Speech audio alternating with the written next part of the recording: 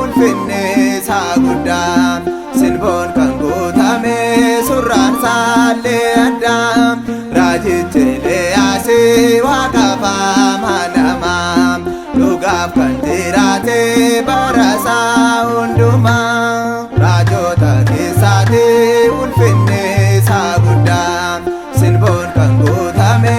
surraan saallee addaan raajichi Eeliyaasii waaqaaf amanamaa dhugaaf kan jiraate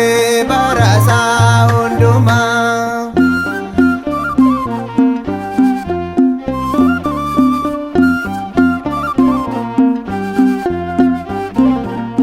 Diinaan ari'amuun isaan gisine fuuldura fiidanii taasaan sodaachisne dhugaa lallabuudhaaf Waaqayyoof jiraate bara jireenya isaa raajii kan dubbate raajota keessaatii ulfinne isaa guddaan silboon kan guutame surraan saallee addaan raajichi Eeliyaasii waaqaaf amanamaa dhugaaf kan jiraate bara isaa hundumaa.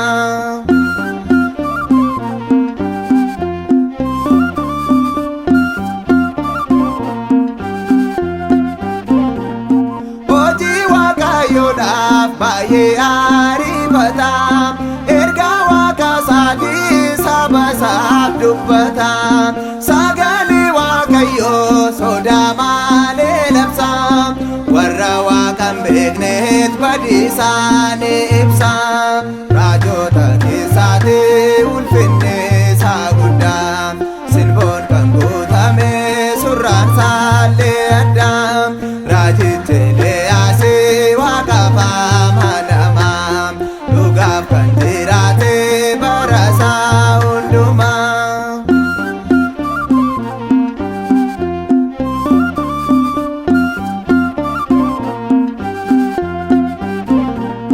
Waaqa tolfamaatti warra sagadaniif Eeliyaas waan taaleef kadhannaa guddaaniif Lizaabelaariidhaan isa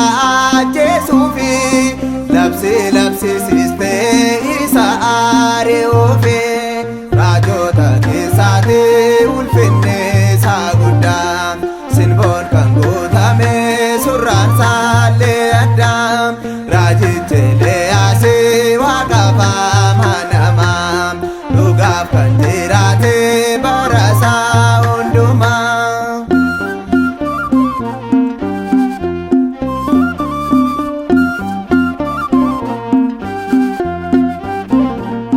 Raajonni Lizaabel hunduu qaana'aniif Waaqni Eeliyaasii isaaf mul'annaaniif dhugaan waan dhaabbateef ulfinne isaaf ta'eef osoo hin du'in